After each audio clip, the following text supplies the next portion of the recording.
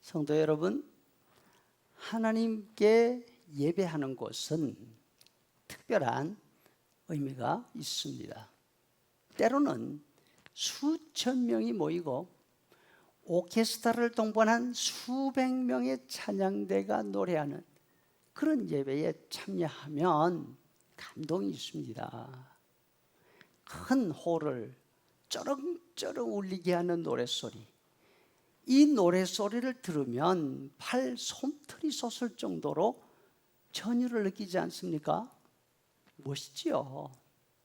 이렇게 예배할 수 있다는 것 감사한 일입니다. 하지만 예배의 위험, 예배의 웅장함은 예배당의 크기나 거기 모여있는 사람들의 규모에 달려있는 것이 아닙니다. 중요한 것은 예배가 있는 곳에 하나님이 계신다는 사실입니다. 세상적으로 볼 때도 왕이나 대통령 같은 나라의 지도자들이 참석하는 곳에는 그 격에 맞는 의전이 따라가기 마련입니다. 하나님의 참석하시는 모임이라면 어떨까요? 당연히 하나님의 격에 맞는 의전이 있어야 하지 않겠습니까?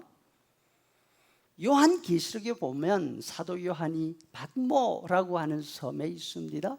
계시록 1장 9절, 나 요한은 하나님의 말씀과 예수를 증언하였으므로 말미암아 pat모라 하는 섬에 있었다.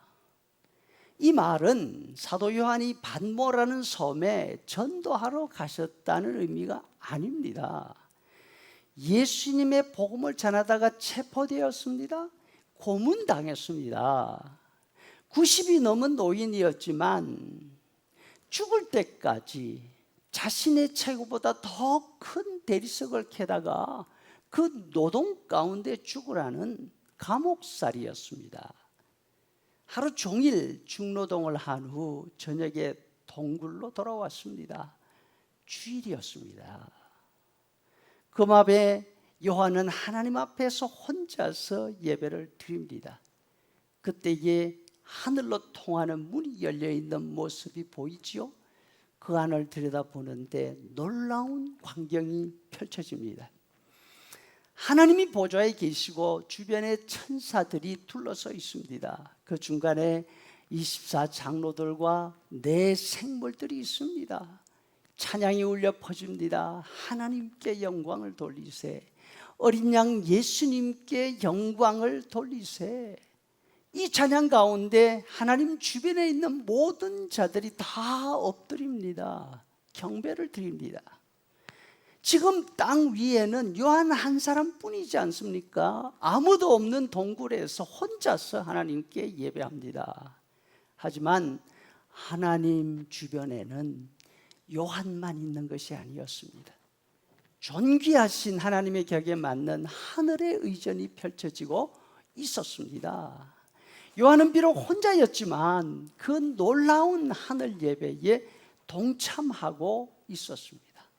성도 여러분, 우리의 예배도 마찬가지입니다. 적은 사람이 모여서 예배할 때마다 하나님 앞에 송구한 마음이 드는 것 맞습니다. 그렇지만 우리의 보잘것없는 모습이 하나님의 수준을 결정하는 것 아닙니다. 하나님께는 언제나 천군 천사가 둘러서 있습니다. 온 세상의 성도들이 그 앞에 있습니다. 우리는 예배할 때 그 영광스러운 자리에 함께 있게 되는 것입니다. 오늘 본문에서 히브리서 저자는 우리 성도들이 예배할 때 그곳이 과연 어떤 곳인지를 세 가지 면에서 말씀하고 있습니다. 첫째, 우리가 예배하는 곳은 그냥 우리 예배당이지만 동시에 시온산, 살아계신 하나님의 도성 하늘의 예루살렘이라고 합니다. 둘째, 예배에는 천만 천사와 하늘에 기록된 장자들이 교회가 되어서 함께 참여하고 있다고 합니다. 그리고 셋째, 바로 그곳에 우리가 온전하게 된 영들인 우리가 동참하고 있지요. 하나님은 만물의 심판자이십니다. 죄인들은 심판장이신 하나님 앞에 설 수가 없습니다. 하나님이 심판장의 모습을 드러내실 때 그 모습이 얼마나 두렵고 떨리는지 모세도 심히 두렵고 떨린다고 했습니다. 바로 앞에 있는 12장 21절, 그 보이는 바가 이렇듯 무섭기로 모세도 내가 심히 두렵고 떨린다 하였느니라 합니다. 모세는 하나님을 직접 만나고 얼굴을 맞대고 이야기하던 사람이 아닙니까? 그럼에도 불구하고 하나님의 심판장 모습이 드러날 때 감히 그 앞에 설 수가 없었습니다. 이렇다면 우리는 어떻게 해서 예배 때마다 하나님 앞에 두려움 없이 설 수 있습니까? 그 이유는 바로 예수님이 심판장 하나님 곁에 계시기 때문입니다. 예수님이 새 언약의 중보자이십니다.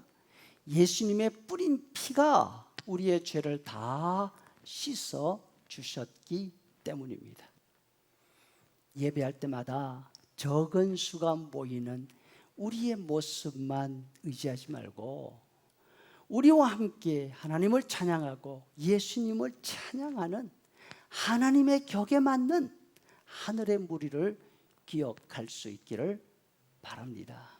그래서 그 영광스러운 자리에 우리도 참여하면서 부족함이 없이 준비하고 부족함이 없이 온 정성을 다해서 예배할 수 있게 되기를 소원합니다.